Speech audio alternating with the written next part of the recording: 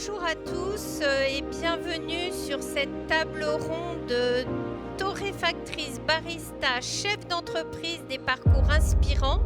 Nous sommes en live sur la chaîne YouTube du Collectif Café et je suis Marie-Hélène Kennedy, consultante en formation en création d'entreprise dans le secteur du café de spécialité, et j'ai le plaisir aujourd'hui d'animer cette table ronde qui va rassembler des femmes.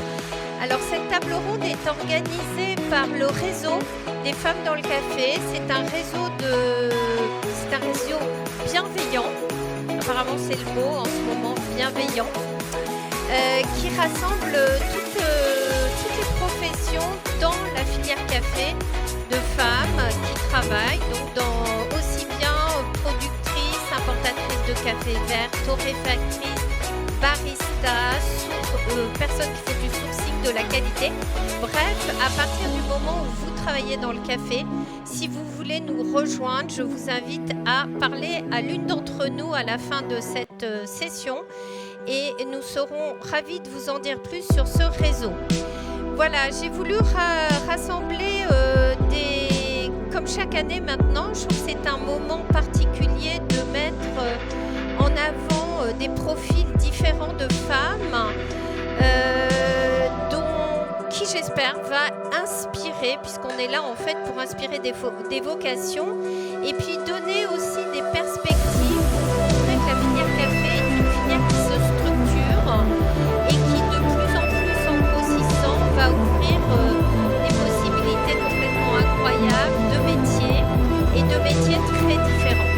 Donc on peut rentrer dans la filière café par plein de portes.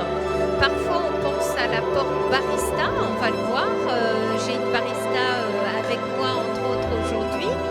Mais ce n'est pas la seule porte d'entrée. Mais je pense que ce qui est intéressant, c'est quelle que soit la passion de ces femmes, c'est que vous avez une possibilité de vous épanouir dans une filière qui est extrêmement gratifiante, avec un monde, on parlait du monde merveilleux hier avec Charlène du café de spécialité, et un monde extrêmement riche, et donc ça va vous permettre, enfin en tous les cas on l'espère, de vous donner un aperçu pour à la fois le public présent sur place, mais aussi sur les réseaux sociaux, de vous donner un peu un aperçu de la variété des parcours et des profils.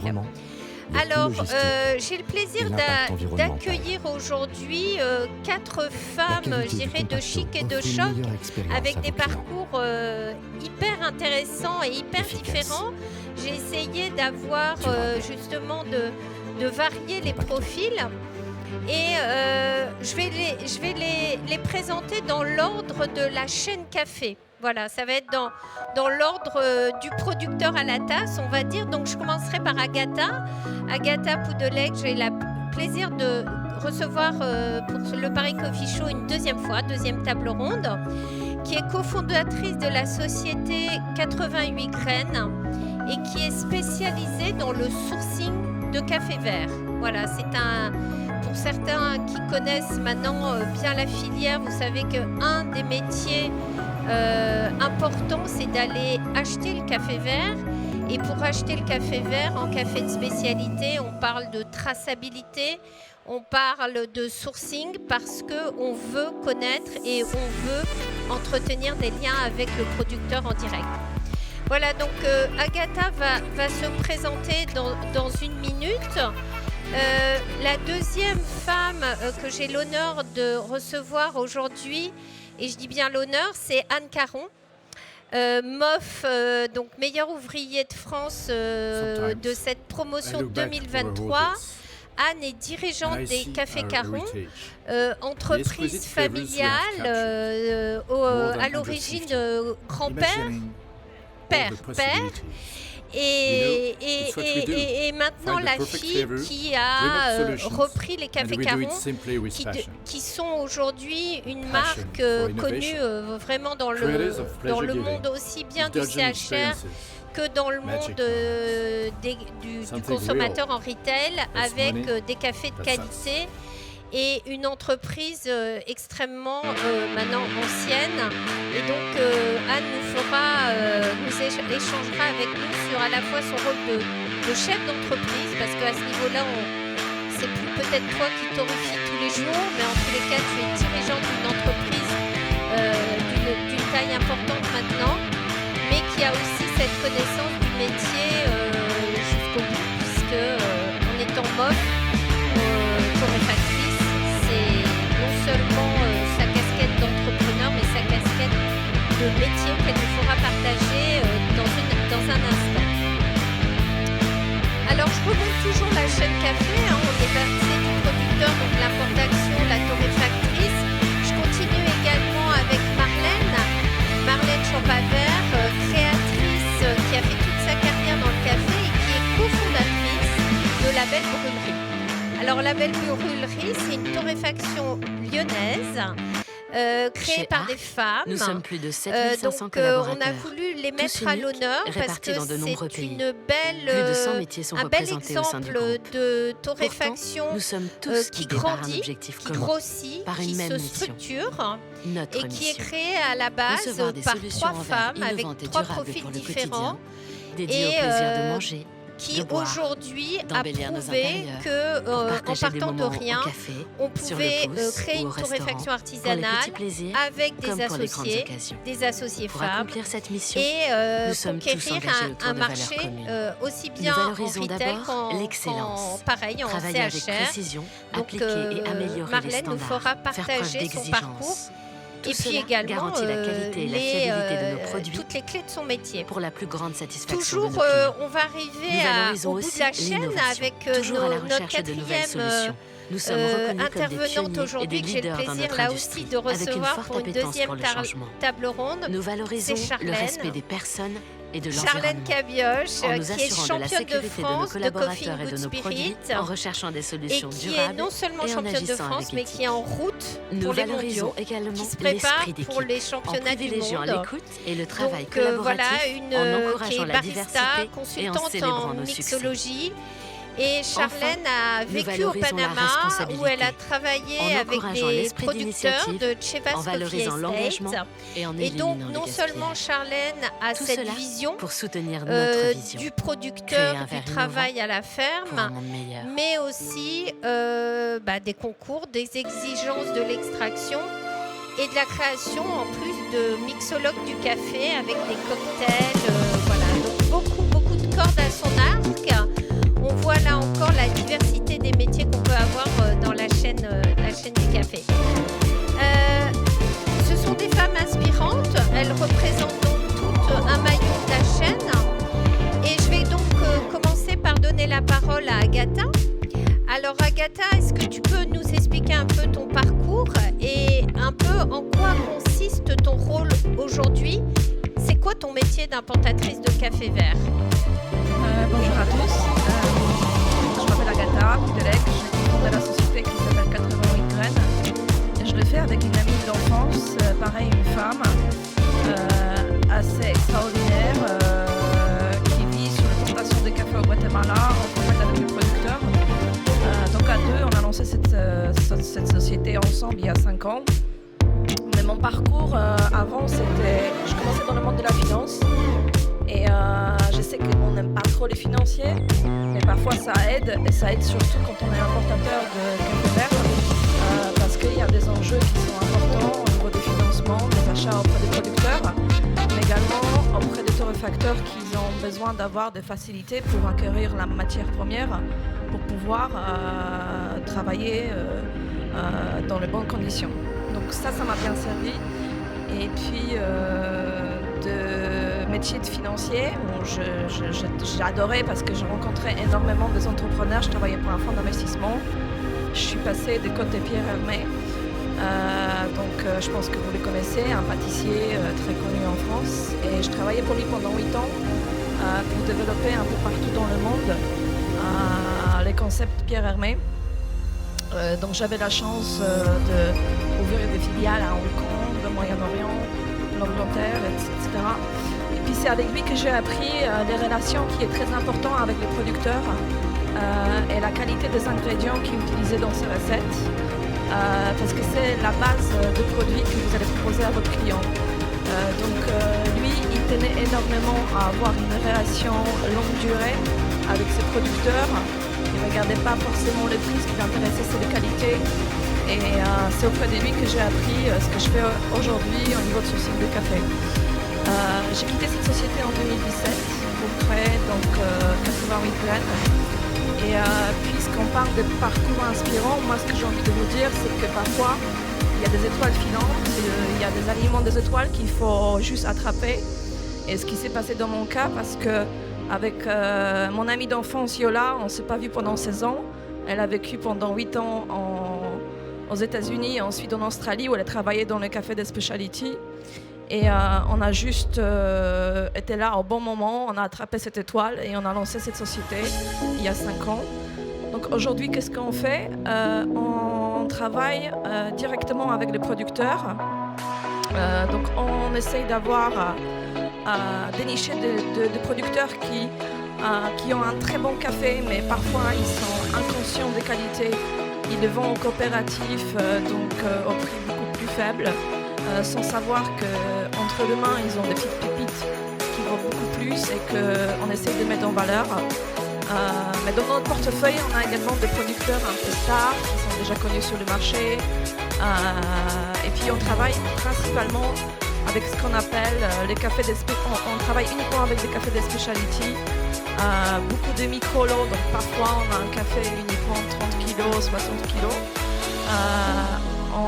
Également, on est capable de fournir le café en volume, donc un client qui a besoin de 200 sacs de café spécifique, on le fait. Et donc on travaille avec des origines comme Guatemala, Honduras, Costa Rica, Brésil. Bientôt, on va ajouter à notre offre l'Inde, Pérou. Les cafés kenyans et éthiopiens, c'est aussi dans notre objectif dans le mois à venir. Et puis, une des particularités pour nous, c'était bien évidemment d'apporter des cafés complètement traçables. Vous achetez un produit où vous savez d'où ça vient. Je ne parle pas des qualités parce que c'est quelque chose qui est super important dans ce qu'on fait. Amener suffisamment d'informations sur le producteur pour que le torréfacteur puisse mettre en avant le produit, le travail des producteurs, le terroir, la région. Parce que les régions sont magnifiques, là où poussent des cafés de specialty, ce sont des endroits absolument sublimes. Et ce qu'on essaye de faire, et puis récemment, on a lancé une plateforme de vente de café pour les nano et home roasters, donc typiquement pour des gens qui se lancent dans l'aventure du café de torréfaction, où on vend les cafés en ligne à partir de 1 kg. Qui permettent, café vert en 1 kg, ce qui permet à vulgariser, promouvoir davantage et donner l'accès aux gens qui se lancent d'avoir l'accès à la matière première. Parce que là, vous n'êtes plus obligé d'acheter un sac de 69 kg ou de 30 kg. Vous avez la possibilité de mixer et d'avoir l'accès à ça. Donc en gros, c'est à peu près mon parcours, ce qu'on a fait. Et puis, je sais pas si... les coûts logistiques, je pense que c'est tout. Et l'impact environnemental. C'est déjà pas mal, c'est déjà pas mal. Donc en fait, ce qui est intéressant dans votre parcours, c'est que vous allez directement sourcer votre café auprès des producteurs.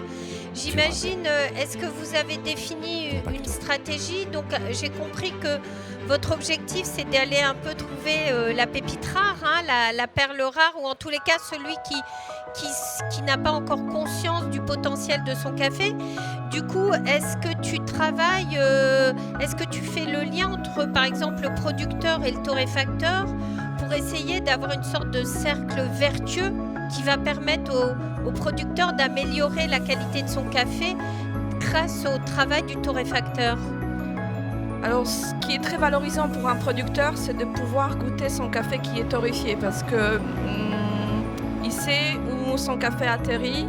Il aime bien connaître les torréfacteurs qui utilisent ces matières premières. Et l'objectif des sociétés comme les nôtres, c'est de créer une relation à long terme entre le producteur et le torréfacteur. Pourquoi? Parce que si le torréfacteur il est content de la qualité de son café, il va créer une relation à long terme. Il va s'engager, donner plus de visibilité au producteur sur les quantités qu'il peut acheter dans les années à venir. Donc ce lien entre le producteur et le torréfacteur est très important. Et on est complètement transparent et dans l'accès, on ne les cache pas. Donc souvent, les producteurs peuvent communiquer avec les torréfacteurs via réseaux sociaux ou via email s'il y a des questions. Mais en tous les cas, on le fait en complète transparence. Et également, le producteur, il a besoin d'avoir le retour de marché parce que le marché de café, il bouge beaucoup. Il y a des effets de mode, il y a des gens qui cherchent les geishas à un moment donné, après ça va dans le processus de fermentation. Donc, il a besoin de ce recul et cette information-là pour se préparer parce qu'un producteur, il travaille sur un temps très long.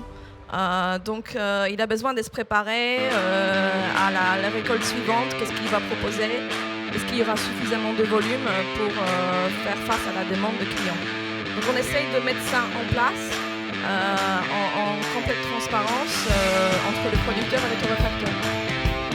Et du coup, est-ce que vous allez par exemple trouver des producteurs dont le café n'est pas encore classé en café de spécialité ou est-ce que déjà leur café est noté spécialité, vous travaillez avec eux pour le faire simplement monter en gamme, mais dans ce créneau-là. Ça nous est arrivé, surtout au Guatemala, on est capable de le faire parce que mon associé Evie sur les plantations, elle est au plus proche des producteurs. Ça nous est arrivé d'avoir des producteurs qui vendaient avant le café en coopérative, qui étaient mélangés avec le café commercial. Après, c'est les choix des producteurs, ça veut dire que c'est un engagement sur les qualités, une consistance dans ce process.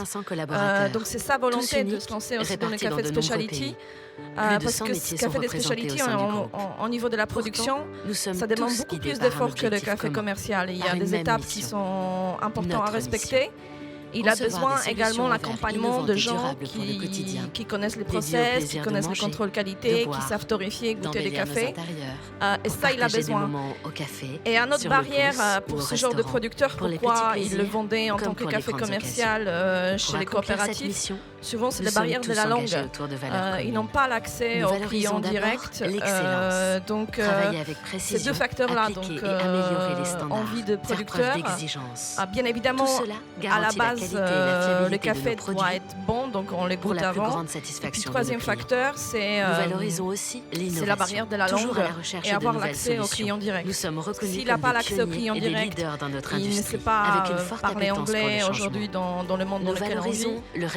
La seule solution pour lui, c'est de vendre en coopérative ou vendre les cherries, ça veut dire le fruit de café, aux gens qui vont le processer et ensuite vendre aux clients importateurs ou exportateurs. L'esprit d'équipe. En privilégiant l'écoute et le travail collaboratif, en encourageant la diversité et en célébrant nos succès. Donner la parole Enfin, nous valorisons la responsabilité, peut-être aussi, en encourageant l'esprit d'initiative, en valorisant l'engagement et en éliminant le gaspillage. Vous sourcez votre café pour comment, soutenir du coup notre vision. Parce que on voit bien le rôle d'un importateur de café vert. Donc, je sais que vous êtes sur des tailles d'entreprises complètement différentes, des profils de torréfaction sûrement très différents, un marché même de clients sûrement différents. Mais du coup, chacune d'entre vous, comment vous sourcez qui veut prendre la parole en premier? Alors moi, c'est un peu particulier parce que comme tu l'as spécifié, j'ai un héritage familial, puisque les Cafés Carrefour ont tous une aventure familiale. Et mon père travaillait avec un homme en particulier pour sourcer son café, Nicolas Bélanger. Et c'est Nicolas qui l'a ouvert au monde du café quand il a eu son projet de torréfier son propre café dans les années 80. Et j'ai continué cette aventure avec Nicolas dans un premier temps et après son fils qui a fondé Belcourt. Donc le choix que mon père avait fait et que j'ai continué, c'était de sourciller quelque chose d'extrêmement complexe puisqu'on a affaire à des pays différents, à des cultures différentes et il faut sourcer bien sûr, mais après il faut importer, c'est rendre sur cette chaîne d'importation.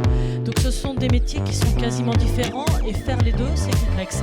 Donc moi j'ai choisi de continuer ce schéma-là, c'est-à-dire de me référer à un partenaire qui source les cafés pour moi. Donc je dis que c'est vraiment une histoire de partenariat bien sûr.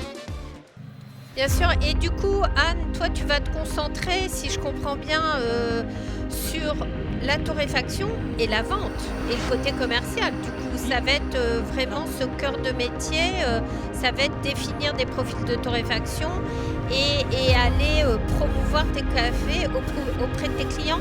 Ça n'enlève pas non plus le rôle de sélection des cafés, sélection non seulement des qualités de café, mais de la philosophie du café dans laquelle je veux m'inscrire. Ça ne m'enlève pas mais ça permet de se reposer sur d'autres savoir-faire. Absolument. Alors, ce qui est intéressant, c'est on voit quand on se lance, pour certains d'entre vous qui peut-être sont aussi en train de nous écouter, en train de se dire « Tiens, j'ai envie de me lancer en torréfaction ». Est-ce que c'est un conseil que tu donnerais à une personne qui souhaiterait s'installer en torréfaction, d'aller sourcer son café pas en direct et de passer par un importateur? Est-ce que tu as une opinion là-dessus, un conseil peut-être? Alors, on parle de direct trade. C'est souvent un abus de langage parce que c'est très compliqué de s'affranchir complètement de professionnels qu'il y a sur la logistique. Donc je dirais que dans un premier temps, effectivement, il faut mieux aller pousser la porte des importateurs sourceurs. Après, si on a vraiment... Mais ça demande tellement de compétences différentes que je pense qu'il est préférable peut-être, dans un premier temps, de se concentrer sur la sélection des cafés et surtout l'art de la torréfaction. Effectivement, je pense que c'est peut-être une sage décision quand on se lance et de peut-être maîtriser un peu ce processus avant d'aller en direct. Ça me rappelle une anecdote d'une de mes anciennes élèves qui a ouvert une torréfaction et qui me disait qu'elle avait fait le choix à la fois de passer par un importateur, en l'occurrence c'est Belco est grand importateur de café en France, mais sur certains cafés, elle avait voulu aller en direct. Hélas, elle me racontait cette mésaventure où, au dernier moment, le café n'avait pas été livré. Voilà. Donc je pense que c'est vrai, ça fait partie des choses quand on se lance, de se dire à partir du moment où je vais aller travailler avec des partenaires, et on voit bien dans le café de spécialité, c'est cette volonté d'entretenir des liens de qualité et de confiance, et de choisir ses partenaires en fonction des critères et des valeurs qu'on va nous déterminer. Donc y aller sans doute petit à petit au départ, c'est peut-être un conseil qu'on peut donner aux nouveaux arrivants. Merci Anne, je reviendrai sur ton métier de chef d'entreprise, mais je vais donner la parole à Marlène sur cette question-là. Toi en tant que torréfactrice, d'ailleurs je crois que tu peux peut-être nous expliquer qui est la Belle Brûlerie et comment vous êtes organisés, parce que je crois que vous torréfiez toutes les trois. Et du coup, donc ma question c'est comment vous importez votre café, comment vous travaillez, est-ce que vous travaillez par un importateur ou en direct? Du coup, la Belle Brûlerie, ça existe depuis 5 ans et on a monté le projet, et la base du projet c'était à terme d'acheter nos cafés en import direct. Donc quand on a commencé, on a travaillé avec un importateur parce qu'en fait, importer en direct ça coûte beaucoup d'argent, et on n'en avait pas trop. Donc du coup, on a travaillé avec un importateur et ensuite on a adhéré à une coopérative qui s'appelle Roaster United. Donc c'est une quinzaine de torréfacteurs en Europe, et donc du coup on est adhérent, on s'implique chaque année là-dedans tout au long de l'année, et on achète ensemble du café et on remplit des containers. Efficace. Il y a des avantages et il y a des inconvénients. L'inconvénient majeur, c'est que quand le container part, il faut payer le café. Parfois c'est même à la récolte, donc du coup il faut une masse d'argent à un instant T, et il faut tout payer en même temps. Un autre inconvénient, c'est qui n'en est pas un, je pense, mais c'est rendre la filière plus vertueuse, et donc du coup travailler avec eux sur le long terme, et du coup ne pas changer de mode un petit peu tout le temps, comme on peut parler là, c'est la mode du geisha cette année, puis l'année prochaine c'est le bourbon, et pas dire ah bah non désolé mais t'as pas de geisha donc cette année je travaille plus avec toi, mais c'est plutôt travailler ensemble, et donc du coup essayer d'aller modifier les process de fermentation, mettre en place en fait à chaque kilo de café acheté, on met des primes de projet, et donc du coup avec cet argent-là, justement c'est développer un peu le café qu'il y a dans cette coopérative et faire évoluer dans le temps pour qu'il soit meilleur, et que nous on puisse l'acheter aussi plus cher, et que le consommateur puisse avoir une variété de café un peu différente. Donc voilà, et c'était la suite de la question. La question, c'est vous torréfiez toutes les 3. Donc en interne, finalement, vous avez choisi la polyvalence. Est-ce que vous étiez torréfactrices toutes les 3 à l'origine? Vous avez étudié ou vous êtes formées? Comment vous êtes arrivées toutes les 3 torréfactrices? Maintenant, on est 4 et un garçon. c'est nouveau. Et non, moi j'ai été formée chez Esperanza Café. Je travaillais avec eux pendant une année. Et avant, j'étais barista. Anne-Laure a fait une formation en torréfaction. Et après, on a formé Hélène sur le tas. Et du coup, Émilie aussi, qui est barista, qui nous a rejoint, a été formée sur le tas. Et maintenant, Tanguy, même chose. Et en fait, si on est en congé maternité, qu'on se casse une jambe, il faut être remplaçable. Et en fait, c'est important. Du coup, forcément, on n'a pas tous la même patte. Le crack du café, on ne le définit pas tous au même moment. Donc du coup, il faut peut-être fixer une température. Et puis voilà, en fait, c'est un parti pris. Mais au moins, s'il arrive quelque chose, s'il y a un départ, un accident de travail, et ben, ça nous permet de pouvoir changer. Et puis ça varie aussi le travail, parce qu'être d'un torréfacteur toute une journée, quand il fait 40 degrés, c'est pas cool. Oui, on imagine, il y a un côté un peu glamour du torréfacteur, mais c'est un métier qui est quand même physique, où il faut porter des sacs. Je sais pas, peut-être que tu peux démystifier le côté torréfaction. Est-ce que le côté, qu'est-ce qui te plaît dans la torréfaction et qu'est-ce qui te plaît moins et qu'est-ce qui donne envie en fait aux gens de rejoindre ce métier? S'il y a des femmes qui veulent monter une torréfaction, boucher les oreilles les 2 prochaines minutes. Non, c'est pas facile, on n'a pas tout le temps un atelier avec les conditions parfaites, en tout cas au début. On investit dans un torréfacteur et dans une Marzocco et dans tout un tas de matériel qui coûte cher. Chez et donc Arc, du coup, on n'achète nous pas un sommes plus de bâtiment avec 7500 collaborateurs. la clim. Et donc Tous voilà, uniques, donc l'été il fait répartis chaud. dans de nombreux pays. Les sacs de Plus de 100 métiers sont café, représentés j'en au ai sein du rarement groupe. vu à part à la caféothèque Pourtant, où c'est des petits nous sacs. sommes tous Mais guidés sinon, par un en fait, un objectif sac, ça commun, fait 60 par kilos. une même Donc du coup, mission. en fait, il faut le charrier. Notre mission. Donc Concevoir voilà, des solutions en verre puis c'est innovantes et répétitif. durables pour le quotidien, Quand on dédiées au fait plaisir de nous, on manger, fait à peu près une de demi-tonne boire, de café par semaine. d'embellir nos En intérieurs, fait, il faut le pour torréfier. partager des moments Et donc, au du café, coup, sur le pouce quand ou on au fait du restaurant, Guatemala, pour le petit on plaisir, le répète une comme fois, pour 2 les fois, grandes 3 occasions. fois, 4 fois. Pour accomplir Donc cette oui, il y a un mission, côté un peu nous répétitif. sommes tous engagés Après, autour de valeurs il y a communes. Nous un valorisons côté un peu d'abord fou de boîte de l'excellence. Pandore où quand Travailler on avec reçoit le précision. Guatemala qui a une torréfaction toute fraîche qu'on a eu l'année dernière, qu'on adorait, là il arrive et puis il est plus du tout pareil et donc il faut refaire sa courbe de torréfaction, il faut re-geeker dessus. Puis là, 2 mois après, c'est plus l'été, puis il fait plus chaud et puis la température et l'humidité, c'est plus la même chose. Donc hop, faut re-geeker, il faut regoûter. Et puis voilà, du coup, c'est un métier qui est passionnant et qui est, oui, répétitif, mais quand même qui permet de geeker un peu tout le temps. Et puis je pense qu'aujourd'hui, qui est un métier aussi où tu vas être peut-être sur le contrôle tu vas cuper beaucoup, tu vas goûter le café et du coup, tu vas faire évoluer ton geste technique grâce à ton côté gustatif. C'est ça aussi le métier de torréfacteur. Nous, on goûte tous les mercredis.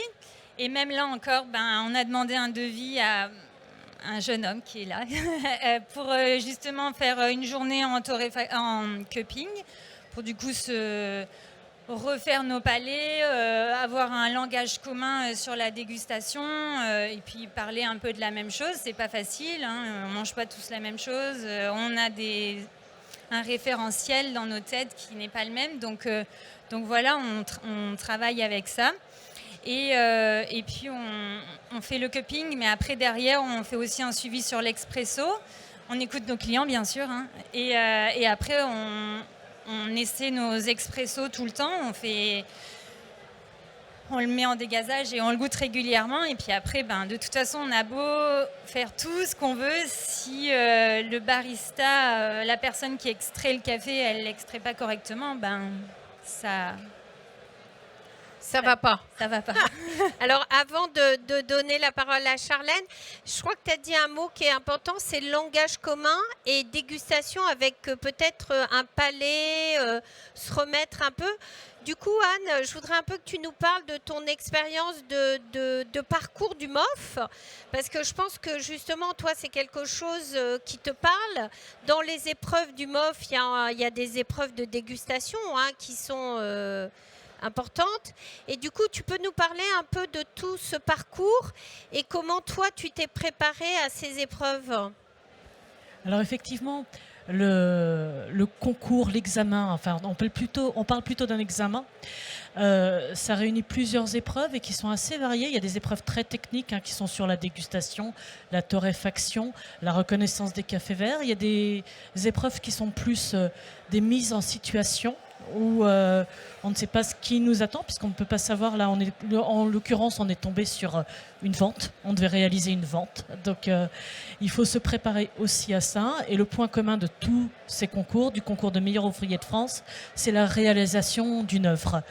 Donc, se préparer pour le concours, c'est quand même suffisamment large pour... il faut être bon partout.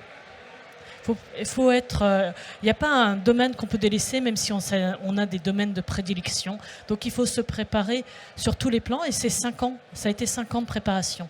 Puisque moi, je me suis inscrite en 2018. L'épreuve a été décalée, puisqu'elle aurait dû avoir lieu en 2020. Mais à cause du Covid, elle a eu lieu en 2023. Donc finalement, c'est 3 ans.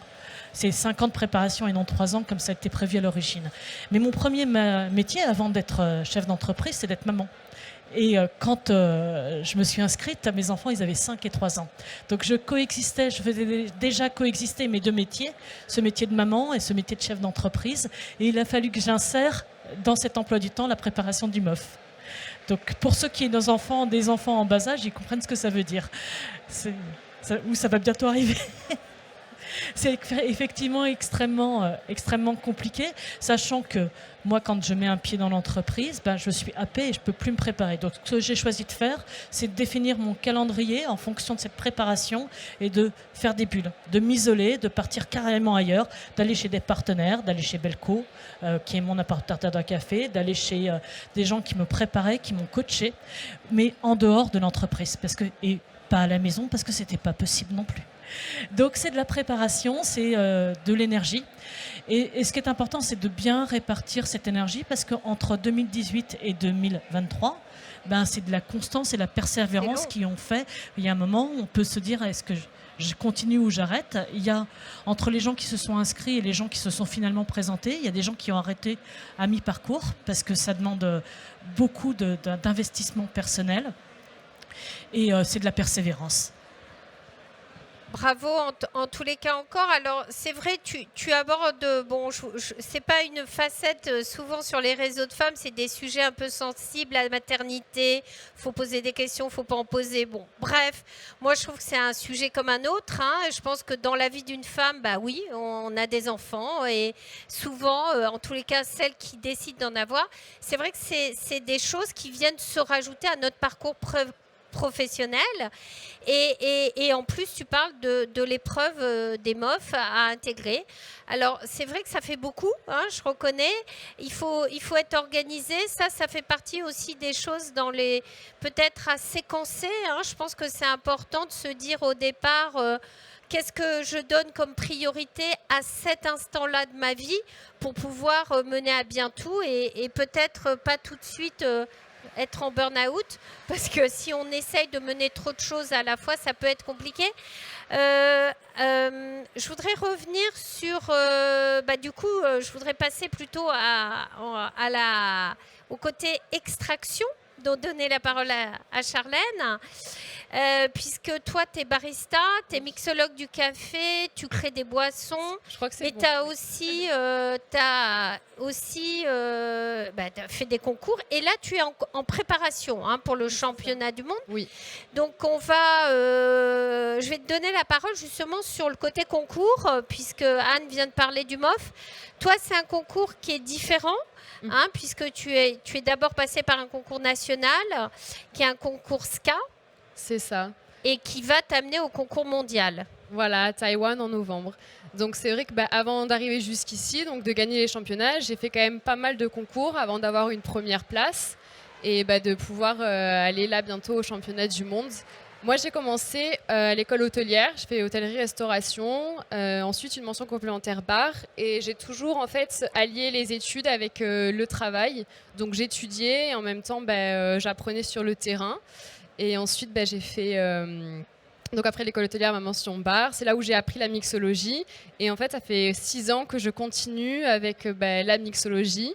Donc c'est l'art de mélanger les ingrédients ensemble. Donc ça peut être les alcools, les spiritueux ou alors le sans-alcool, le café. Et je me suis vraiment en fait découverte là-dedans dans cet univers parce que c'est un univers qui est extrêmement riche. Il y a beaucoup de saveurs donc dans le café, des arômes. Et moi, c'est ça vraiment qui m'a donné envie de faire un peu barista, mais surtout de partir à l'origine et de découvrir le café donc à la source. Mon premier voyage, c'était au Guatemala. Et là, je reviens d'1 an au Panama où justement j'ai pu travailler avec des producteurs de café pour faire le process du café que je vais présenter pour les championnats du monde. Pour moi, les concours, c'est vraiment un moyen de se former, c'est extrêmement formateur. Et c'est là où j'ai appris beaucoup, donc que ce soit pendant les concours ou alors que ce soit pendant mes voyages et sur le terrain, donc dans les différentes entreprises dans lesquelles j'ai pu aller. Et du coup, la première fois où tu t'es présenté au concours, est-ce que tu avais un coach? Comment tu t'es préparé? Ou tu t'es dit, tiens, je suis mixologue, je me lance, le café me plaît, allez, je tente le concours? Alors la première fois où j'ai fait le Coffee in Good Spirit, j'avais pas de coach, j'étais en mention complémentaire, bar. Et je voulais en fait continuer les concours pour continuer d'apprendre de nouvelles choses. Et on va dire, j'ai eu une première expérience donc avec Malongo où j'ai fait le concours du jeune barista et j'ai été 4e. Donc j'ai été super déçue. Et je me suis dit vas-y, il faut continuer, c'est le moment. Et j'ai intégré la mention complémentaire bar. Et j'y suis allée un peu toute seule, un peu comme ça, je connaissais pas bien. En plus, je venais juste de découvrir le monde du specialty, du coup, les cafés spécialités. Et je me suis lancée et j'ai appris beaucoup sur le terrain. Là, en 2019, j'ai eu la 3e place. Et ensuite, j'ai retenté en 2021, où là, cette fois, j'ai eu la première. Et je me suis dit, il faut continuer parce que j'ai fait les championnats du monde. J'ai été 14e. Et là, j'ai eu une coach pour les championnats de France, donc Sheila, qui m'a beaucoup aidée. Et j'ai la chance aussi d'avoir des sponsors, des personnes qui m'appuient, notamment Malongo, chez qui je m'entraîne toujours pour faire les championnats du monde. Voilà. Oui, c'est vrai qu'à un moment donné, pour arriver à ce niveau-là, il faut avoir une équipe derrière soi. Il faut avoir une équipe qui t'aide et des sponsors parce que j'imagine qu'on n'a pas encore abordé la partie rémunération, mais ça coûte cher. Ça coûte très cher les concours. Ça coûte cher les concours. Donc comment tu as été, toi tu as pu lever des sponsors? Comment tu as pu prendre, c'est eux qui sont venus te voir ou c'est toi qui es allé chercher? Alors c'est un peu les deux. Par exemple, Malongo m'aide et me sponsorise. On a gardé du coup une bonne relation. J'avais travaillé chez eux en tant que commercial aussi pendant que je faisais mes études. Et du coup, c'est grâce aux bonnes relations qu'on entretient avec les personnes. C'est surtout le côté humain. Et Malongo est une entreprise il y a de l'humain, quoi. Et après, Brita m'a aidé, le comptoir Formose. Donc moi, je suis allée chercher aussi les marques. Par exemple, là, je peux pas le dire puisque c'est les produits que je vais utiliser pour les championnats du monde. Mais il faut y aller, en fait. Il ne faut pas hésiter à faire des dossiers de sponsoring, demander à des marques. Et voilà, c'est tout. C'est un travail d'organisation énorme de faire les championnats. C'est pas en fait juste d'extraire du café ou de faire une super recette. Ça, c'est le but final, on va dire. Mais après, il y a tout le travail qui est fait avec le coach, tout le travail qui est fait avec le producteur, tout le travail qui est fait avec l'équipe qui nous donne les moyens de pouvoir nous entraîner, en fait. Et voilà. c'est... Oui, Sponsoring et travail aussi, parce qu'il n'y a pas que du sponsoring. Il faut aussi travailler à côté, trouver des événements. Donc, je fais aussi des créations. Là, par exemple, j'étais au Panama et j'ai fait l'ouverture d'un coffee shop avec une nouvelle carte. Donc, ça, c'est surtout ça aussi qui me permet de travailler. Là, je vais faire un événement mardi. Enfin, j'arrête pas. Demain, je travaille encore. Il n'y a pas beaucoup de jours de repos, mais ça vaut le coup. Oui, et puis ça te permet aussi de, quand tu dis tu fais des événements, c'est que tu vas faire des démonstrations et que tu vas travailler pour un client. Ça te permet aussi d'être en contact avec le public, de te préparer, j'imagine, hein, puisque ça fait partie de... Et du coup, tu avais ce naturel assez facilement, parce qu'il faut parler pendant les concours. Ça m'a toujours impressionné, moi. Il faut... Donc, oui, ça veut rien dire, hein. Je stresse, là, ça se voit pas, mais oui, je stresse. Oui, parce que les gens, des fois, on a des gens qui nous écoutent et ils disent mais moi, j'y arriverai jamais. En fait, tout le monde peut y arriver, non? Ou tout le monde peut essayer, en tous les cas, de vaincre sa timidité, tu penses? Oui, je pense vraiment que tout le monde peut y arriver. En fait, il faut juste se donner du courage, il faut se motiver. Même si vous tremblez et que vous avez la voix qui tremble, il faut quand même y aller et ça permet en fait de se surpasser. Alors, ça permet de nous aider beaucoup, ouais. Voilà, on voit qu'on est dans l'excellence. Est-ce que je voudrais que tu reviennes un peu sur ton parcours aussi en ferme, parce que quand même, tu as vécu pendant 1 an au Panama sur une ferme de producteurs de café. Ouais. Est-ce que tu peux nous en dire plus un peu comment ça se passe quand tu es sur une ferme, et est-ce que du coup tu as mis la main à la pâte, tu travaillais? J'ai mis la main à la pâte. J'ai mis la main à la pâte, évidemment. C'est ça le plus intéressant. Et j'y suis allée surtout pour ça, pour voir. Parce que c'est vrai qu'ici, en France, par exemple, on ne sait pas. Donc, on parle de process lavé, nature, anaérobie, aérobie. Mais au final, on ne se rend vraiment pas compte de la réalité jusqu'à ce qu'on parte en pays producteur. Donc on peut nous expliquer maintenant ce qui est bien avec les réseaux sociaux, c'est qu'on voit des vidéos, on a des conférences, donc on a des témoignages, ça c'est super intéressant. Mais moi je suis une personne qui a besoin de vraiment rencontrer les personnes et faire de moi-même pour apprendre et ensuite pouvoir transmettre. Donc c'est vrai que cette année au Panama, ça a été très riche. J'ai pu voir tous les process, la récolte, les fermentations. Donc il y a des choses super qui se font maintenant. Donc il n'y a pas justement que le process lavé, nature, honey. Il y a aussi des fermentations et il y a différentes manières de fermenter le café. On va venir sur le process tous les nouveaux process. Juste avant de rentrer sur ce sujet, parce que c'est un gros sujet d'ailleurs pendant tout le Paris Coffee Show, hein, je crois qu'il n'y a pas une table ronde où on n'a pas évoqué le sujet. Hein, c'est un sujet qui divise, c'est un sujet en tous les cas qui attire la curiosité. On va y arriver dans un instant. Donc sur les fermes, moi ce que je voudrais revenir un instant, c'est toi tu as eu un sentiment que le producteur était mis en valeur, en tous les cas au Panama. Est-ce que l'image du producteur de café, est-ce que c'est l'image de quelqu'un qui vit bien? Est-ce qu'il y a, ou c'est au contraire quelqu'un qui a de la peine à vivre de son métier? Ça va dépendre des producteurs. En fait, on va avoir des producteurs qui n'ont pas beaucoup de moyens, qui vont par exemple rentrer dans des coopératives.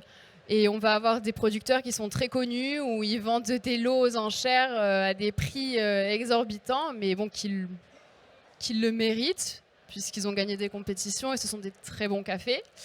Mais c'est vrai qu'il y a un peu des inégalités quand même, et je me suis confrontée à ça, et ça a été à des moments très difficiles, parce que la réalité des personnes qui vont ramasser les cerises de café n'est pas la même que nous, ou que le producteur qui va les fermenter, par exemple. Il y a beaucoup d'inégalités, et c'est un monde qui est merveilleux, mais aussi qui est très difficile. Et quand on voit ça en face, ça peut être choquant. Je voyais, par exemple, je suis allée au Mexique et j'ai vu une femme qui tenait son bébé, qui ramassait les cerises de café, en fait, parce qu'ils n'avaient pas le choix. Et moi, je trouve que c'est très dur. Donc, il y en a qui ont pas notre chance. Alors, sachez qu'on a une table ronde qui a eu lieu justement sur la rémunération des producteurs. Pour ceux que ça intéresse, c'est un vrai sujet dans la filière café. En tous les cas, au collectif café, on est extrêmement attaché sur cette chaîne de valeur et de mettre en valeur le travail des producteurs pour arriver à une rémunération juste de tous les maillons de la chaîne. Est-ce que, Agatha, peut-être tu veux dire un mot, toi, sur cette rémunération juste des producteurs en tant qu'importateur de café vert? Donc oui, en effet, la rémunération des producteurs, elle est très importante. Pour quelle raison? parce que l'environnement d'un producteur change d'une manière assez drastique avec le changement climatique.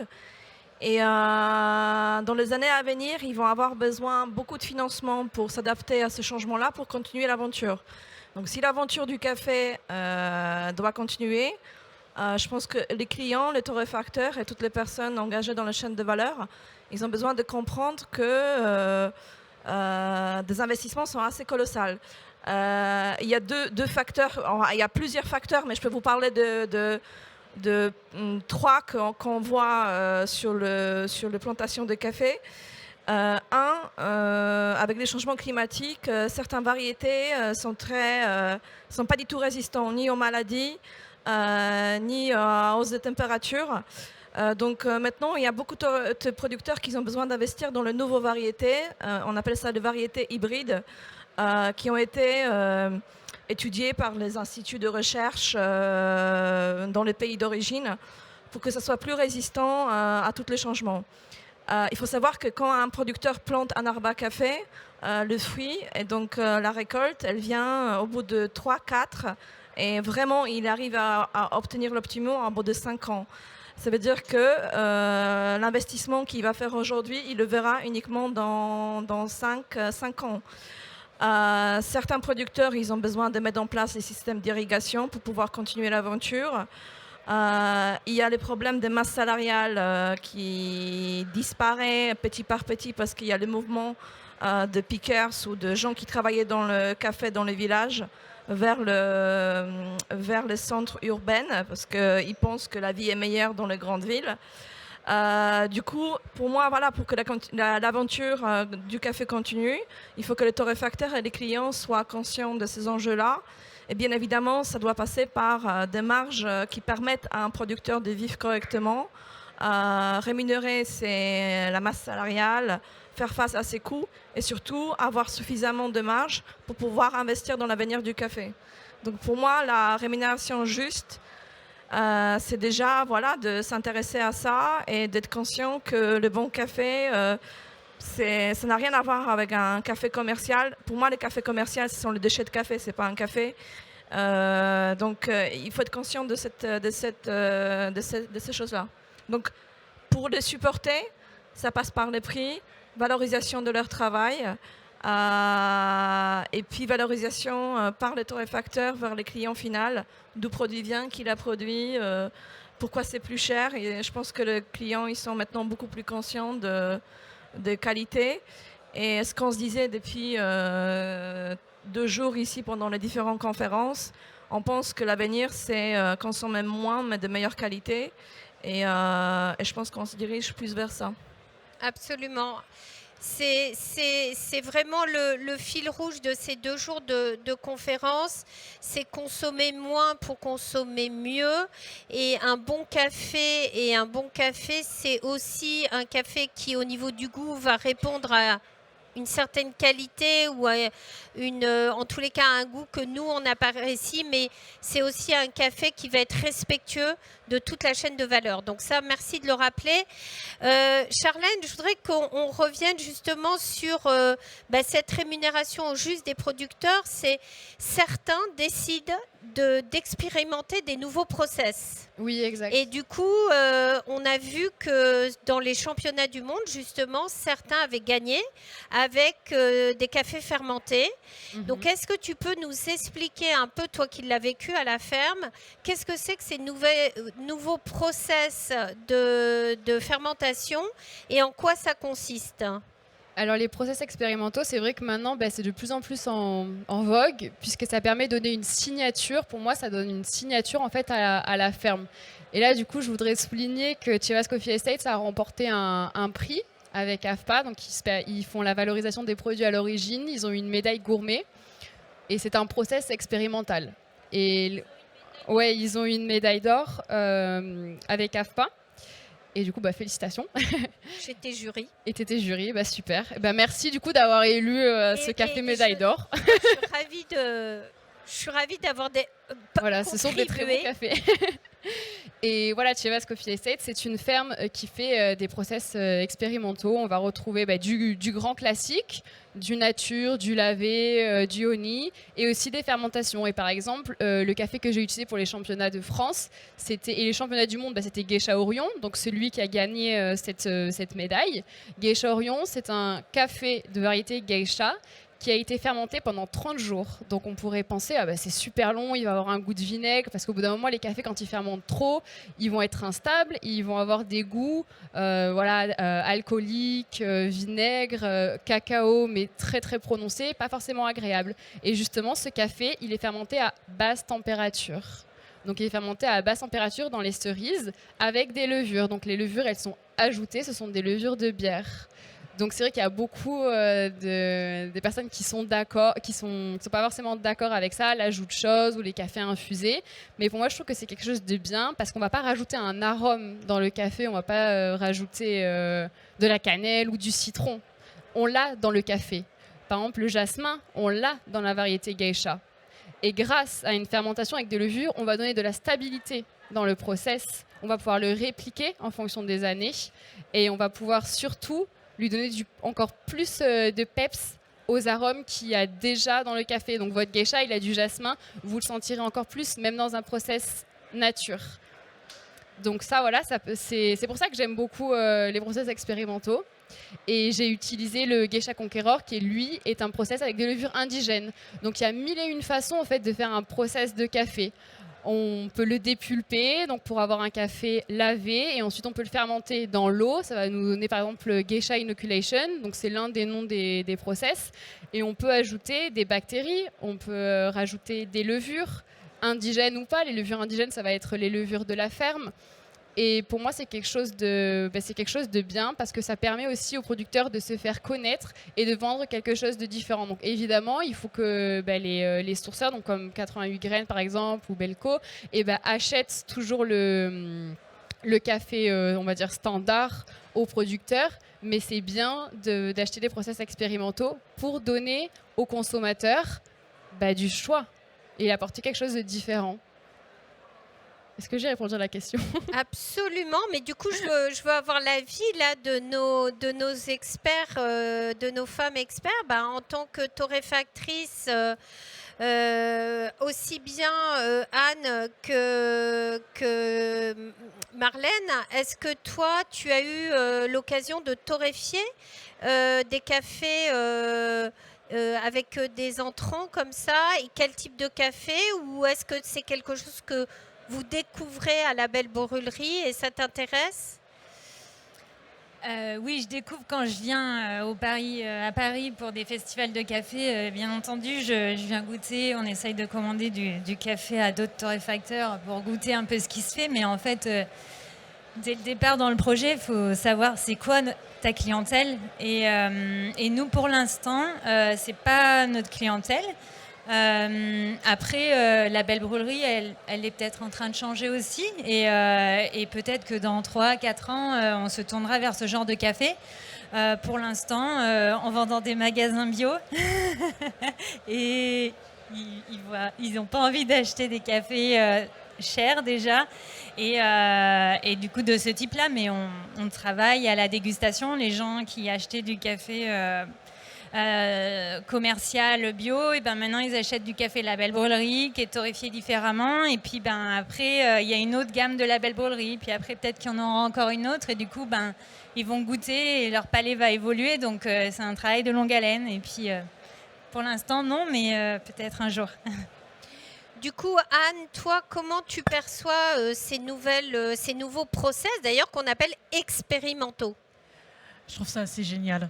En fait, nous, en tant que torréfacteurs, on est un passeur entre le producteur et le consommateur. Et ces nouveaux process, c'est aussi l'occasion de parler de l'importance du producteur, parce que 80% du travail dans le café de qualité, il est réalisé dans le pays producteur. Et on ne le met jamais assez en avant. Et aussi bien ça va de la cueillette, le process, la fermentation. Hein. Je dis toujours que la fermentation, c'est le point commun entre la cuisine et le café, c'est la fermentation. C'est ça qui va révéler les différents goûts. Ça permet de dialoguer, ça permet de montrer le travail du producteur et à quel point le café est complexe, à quel point on peut retrouver, tu parlais de cannelle, de jasmin, à quel point on peut orienter ses goûts et faire découvrir le café. Donc tous ces messages-là, c'est un vecteur. Et c'est un vecteur pour pouvoir parler du café, du bon café et intéresser le public au travail du producteur. Très bien, écoute, je te remercie beaucoup. Il nous reste 4 minutes. Je pense que j'aurai encore des dizaines de questions à vous poser, en particulier sur les process expérimentaux. Je pense qu'on a décidé la table ronde avec Andrés précédente de faire une table ronde là-dessus l'année prochaine et vraiment que ça soit un sujet parce que je pense que on en est au début. Il y a différentes écoles, il y a différentes opinions, les gens peuvent avoir des opinions très tranchées. Et puis je crois que surtout, il faut qu'on comprenne de quoi on parle. Comme l'a dit Charlène, il y a certaines levures qui sont ajoutées, qui peuvent être des levures endémiques, c'est ça Des levures indigènes. Et c'est ça en fait. Indigènes. Et d'autres peuvent être au contraire, tu as parlé, on n'est pas en train de parler de rajouter de la cannelle. Voilà, on ne va pas rajouter un bâton de cannelle ou du citron à l'intérieur, autant faire un cocktail un peu plus tard. Voilà. C'est pour moi, voilà, comme je vous ai expliqué, le process expérimental, c'est la signature de la ferme et ça va donner un goût unique au café. Et il y a surtout beaucoup de divergences parce que on le connaît pas encore, on n'est pas en pays producteur et tout ce qu'on connaît pas, ça nous fait peur et surtout on n'a pas assez d'informations, donc il faudrait vraiment libérer la parole et savoir de quoi on parle, donc savoir qu'est-ce qui est mis exactement, parce que c'est vrai qu'on voit des fermes, on fait des process qui font des process expérimentaux, mais on comprend pas forcément ce qui se passe. On voit que le café il est mis dans des tanks de fermentation, mais on va pas savoir ce qu'ils vont mettre à l'intérieur. Alors que si le producteur il vous explique comment c'est fait, donc toute la chaîne, voilà, c'est dépulpé. Ensuite, je vais mettre 7 sortes de bactéries ou de levures parce que je voudrais que ça m'apporte ça au café, et qu'ensuite il y a tout le process qui se passe et qui vous l'explique. Après vous, ça vous permet en tant que consommateur de mieux le comprendre et d'apprécier surtout ce que vous buvez. Merci, on va s'arrêter là. Est-ce qu'il y aurait une question en salle? Est-ce que vous avez peut-être des questions pour notre panel de femmes torréfactrices, baristas, chefs d'entreprise dans le café? Monsieur. Merci beaucoup. Oui, en effet, il y aurait 1000 questions à poser. Moi, j'aimerais poser une question vraiment orientée sur votre féminité. On a vu que être maman, ça peut poser problème parfois pour s'organiser dans sa vie. Est-ce qu'il y a d'autres obstacles en tant que femme que vous avez ressentis dans vos carrières, ou est-ce que, la réponse est oui, en effet, mais est-ce qu'il y a eu des obstacles en particulier que vous pourriez raconter aujourd'hui pour des femmes qui auraient envie de se lancer? Est-ce que vous avez eu des obstacles dans votre carrière, mais liés au fait que vous étiez femme? C'est-à-dire, en gros, est-ce que vous avez eu peut-être un plafond de verre à un moment donné? C'est un peu ça, des obstacles qui seraient liés non pas au métier même, mais au genre. Alors, moi, je peux répondre, en fait... Non seulement je suis une femme, mais je suis fille de, donc autant dire que j'ai dû gagner ma légitimité dans le métier. Et c'est vrai que la préparation de concours, le fait d'avoir été meilleure torréfactrice en 2017 et maintenant ce titre de m'offre, permet d'honorer, de gagner cette légitimité. Mais c'est vrai qu'en tant que femme, on souffre aussi d'un ce qu'on appelle le complexe de l'imposteur, et on a toujours tendance à diminuer notre valeur face aux autres. Donc ça peut être une force aussi, c'est la force de se remettre en question. Mais je peux vous dire, moi, à titre personnel, quand j'ai repris l'entreprise en 2005 et au décès de mon père, quand j'ai repris la torréfaction, je n'ai pas écouté ce qui se passait autour parce que j'avais pas mal de savonnettes en fait, et j'ai dû vraiment gagner ma légitimité. Moi je peux répondre parce que quand on source les cafés, souvent on est confronté encore à à beaucoup de modèles très patérialistes de côté de pays d'origine, où c'est souvent le père de famille qui a 60 ans qui gère la ferme. Et ça pourrait dire c'est une grosse barrière, ils ne vont jamais nous accepter en tant que jeunes femmes qui viennent de... toutes les deux, on vient de Pologne, pays de l'Est, les blondes débarquent sur les plantations de café. Est-ce qu'ils vont nous vendre les cafés ou non? Ça, c'est sûr que c'était la problématique pour nous. Mais je trouve que chaque obstacle, il ne faut pas se concentrer sur l'obstacle, parce que dans notre aventure, on avait rencontré énormément des hommes producteurs qui ont cru dans notre projet. Et il faut s'attacher à ça et pas aux des obstacles. Parce que les obstacles, on peut s'inventer, on va les avoir. Qu'on soit une femme, un homme, voilà, donc ça arrive. Il faut juste ne pas se concentrer sur ça, mais de chercher des alliés. Et quand tu as des alliés avec toi, ça va beaucoup plus facilement et tu prends plaisir.